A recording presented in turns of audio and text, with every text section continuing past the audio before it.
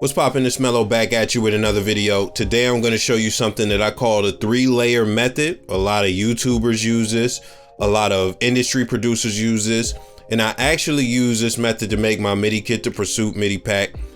And I'm going to give it to you so you can have the game and you could make very simple melodies with very little theory, if any, and you could just plug in notes and you don't really need to know anything outside of scales for the most part. Let's get to it. So the reason that I call it the 3-layer method is because you focus on making a single voice melody in 3 octaves, and that is going to be the mid octave, which is going to be the top melody. The octave above that is going to be the counter melody, and then you have the bass line, which is the lower octaves. So with that, what we're going to do, I'm going to show you the bass line first. That's where we're going to start. You can start from either the bass line or the melody as far as the top melody.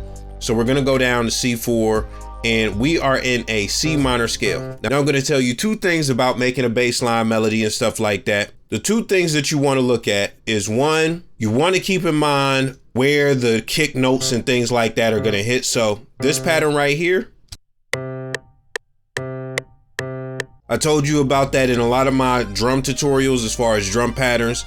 That's the most common places where you'll see note switches as far as bass lines and stuff like that. So that's one thing.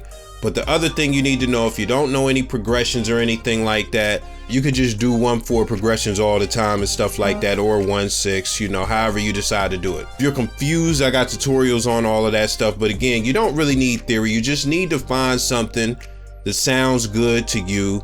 And the main thing that you need to remember is the spots that I'm showing you right now. So what I'm gonna do is I'm gonna have a switch right there as far as a bass note. Now this is what we're gonna do. We could keep it simple or we could make it very rhythmic, but I'm gonna find something that sounds good and kind of catchy. So we could stutter some notes, but I'm gonna throw a few different notes in there. And with that, we have 1 bar, we're good. Let's listen to it.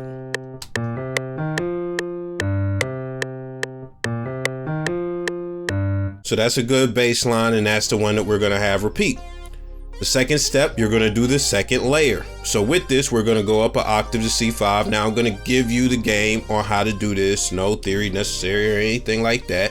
No heavy theory or anything like that, just real basic. We're gonna keep it real basic. So you can start either on the same note, which is gonna be the root note of the scale that you're in, or you could use a 5th. So I don't really wanna follow the same rhythm too much. I wanna make something different. So we're gonna keep it simple.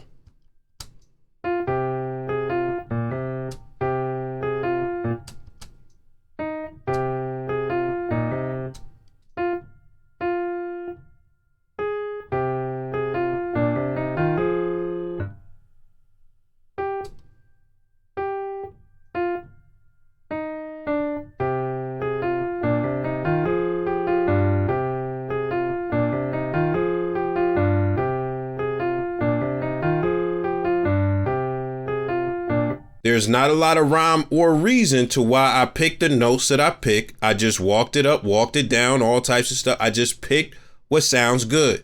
But what matters is a starting point.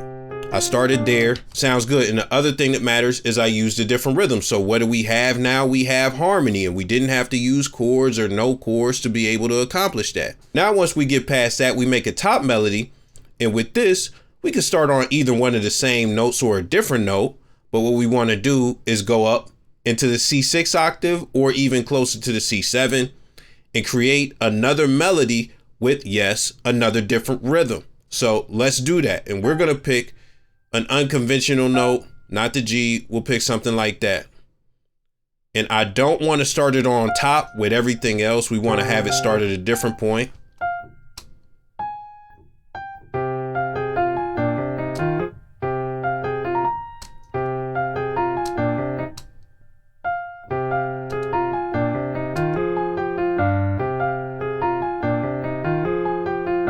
So with that, we have a complete melody. We didn't have to do chords. It has a lot of harmony in there. I didn't have much rhyme or reason as far as any type of theory other than picking this first note right here and then starting on a root note for the bass. That's it. That's it. That's the only theory that you need for this, other than using a scale helper or something along those lines. If you don't know scales, outside of that, it was very simple. So let's say you want to thicken this up. Well, now what you can do is add a bunch of other notes. You can add a bunch of other notes within this layer to give it some harmony. And what you're going to do is just pick whatever sounds good.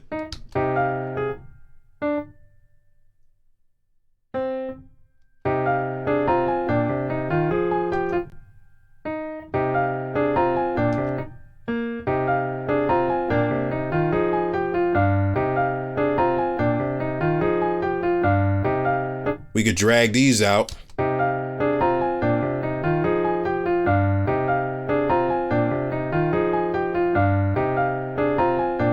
See, just like that. And guess what? I didn't have to like, oh man, you gotta do a triad or nothing like, no, I just laid out a harmonic note. And now we got another layer. We got another layer. Now, let's say I want to thicken it out even more. Add more notes.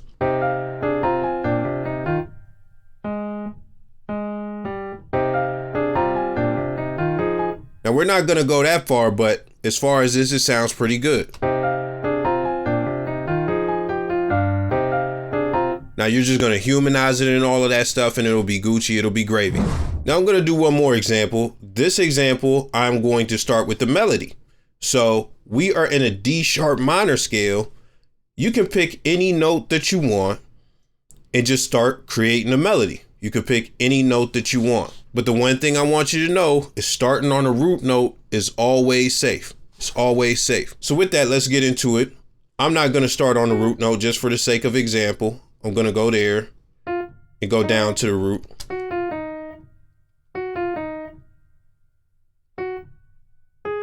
And all I'm doing is trying to create a single line melody, meaning no harmony like this. No, we're just creating a single line melody, and we're going to try and make something a little dynamic. We could just do to repeat this over and over and stuff like that. But no, I'm going to make something a little bit more dynamic the last two bars.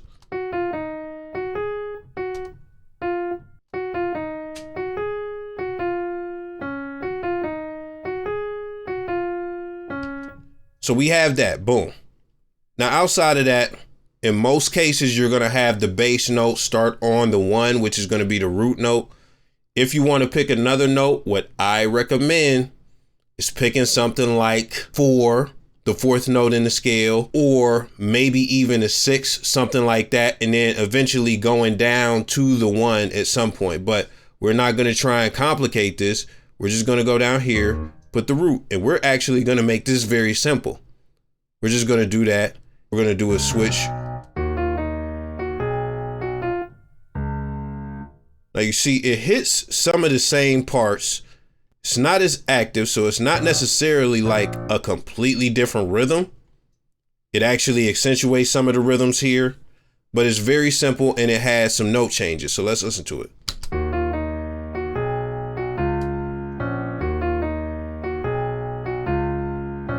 Now, again, there's no rhyme or reason to what I picked. I just picked out what sounds good. Now, I will say this again. You know, as far as this progression, this is a 1, 6, 7 chord progression, but then I go to the 5 as a passing note. Now, that's for the people who know theory and stuff like that. If you want to learn theory, go and listen to my chord progression tutorials and stuff like that. Go and look at my music theory playlist. I teach all of this stuff for free. But you don't need to know that. You don't need to know that to do this. So let's go and do another top melody. Just plug in notes. Let's actually go up a lot further. Let's not be that close. So let's boost that up an octave.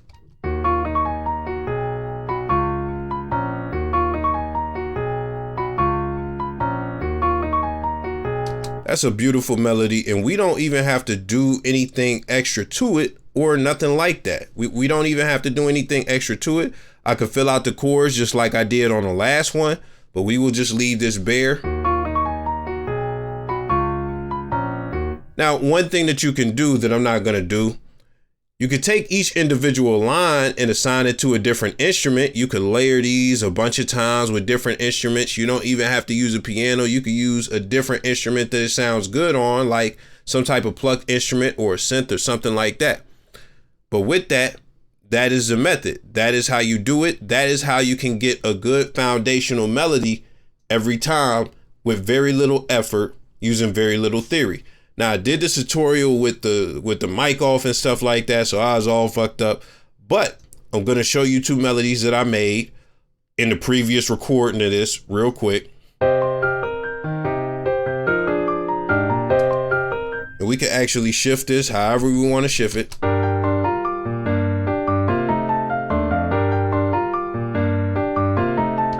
Let's listen to the other one.